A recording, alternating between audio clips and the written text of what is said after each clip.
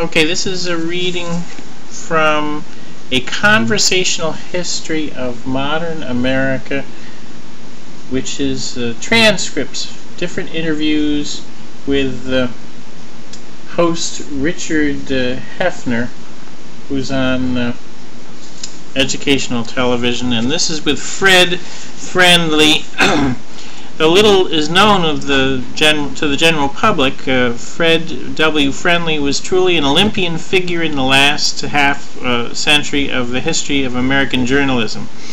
For many years a partner, co-producer, and collaborator with Edward R. Murrow in numerous distinguished broadcast ventures, he went on to preside over the CBS News division during its glory years. Leaving commercial television at the height of his powers, he devoted enormous energy to teaching, foundation work, and a variety of ventures in public television.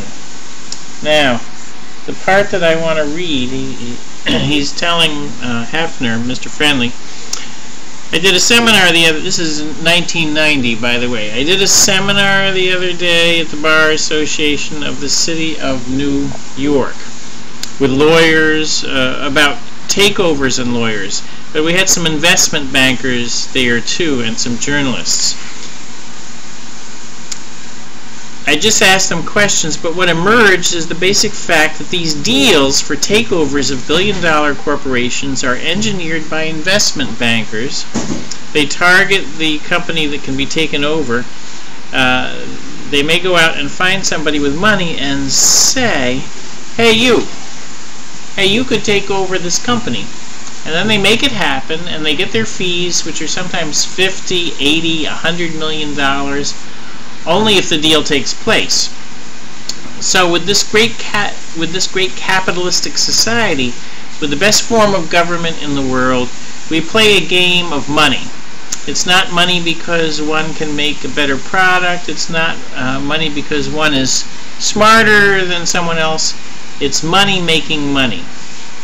And the money makers, the money changers, if you want to go back to the Bible, make these deals with larger companies taking over smaller companies, because the investment bankers and the lawyers and eventually the corporate executives have this enormous appetite to grow and grow and grow.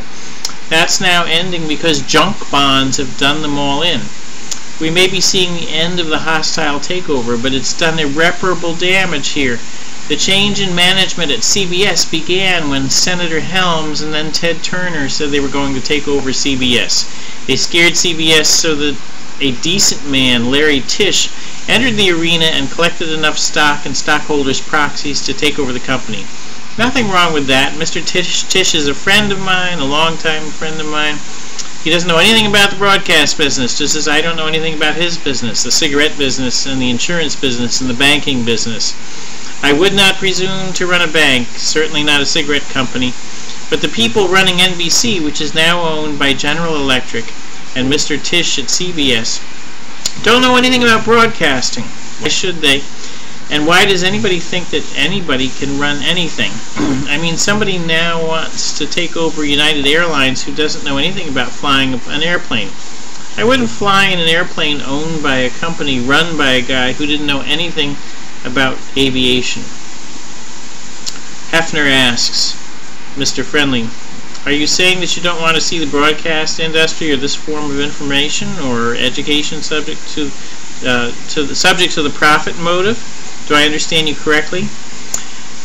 His answer, I wouldn't want Berkeley, the University of California, run on a profit basis. I can remember Paley, William S. Paley, former chairman of CBS, saying to me in the presence of others 25 years ago that if news ever becomes a profit center, we'll be in trouble. And now it is a profit center. They are in trouble. But you see, I certainly had my quarrels with Paley and with CBS President Frank Stanton. But as I look back to the early years, the 40s, the 50s, even before my time in the 30s, there was a nobility of purpose in the industry. They knew that they owed something back because they had this great franchise. There was something called a sustaining program, which meant a program without sponsors. And Heffner asks, like mine? And Friendly says, like yours. But there really is no such thing as a sustaining program. Everything on the air now has to make money. The documentary which Murrow and I helped to pioneer, the documentary format, there are very few documentaries left because they don't achieve ratings compared to a sitcom. They don't achieve ratings compared to sports. So there's no place for the documentary. In Paley's better days, that nobility said, "We got to do this because we owe something back to the system. Now, why don't we demand more, we the people? Why don't we say, the situation in which you see this parade of mediocre dross night after night, one program after the other, separated by one commercial after the other, is unacceptable.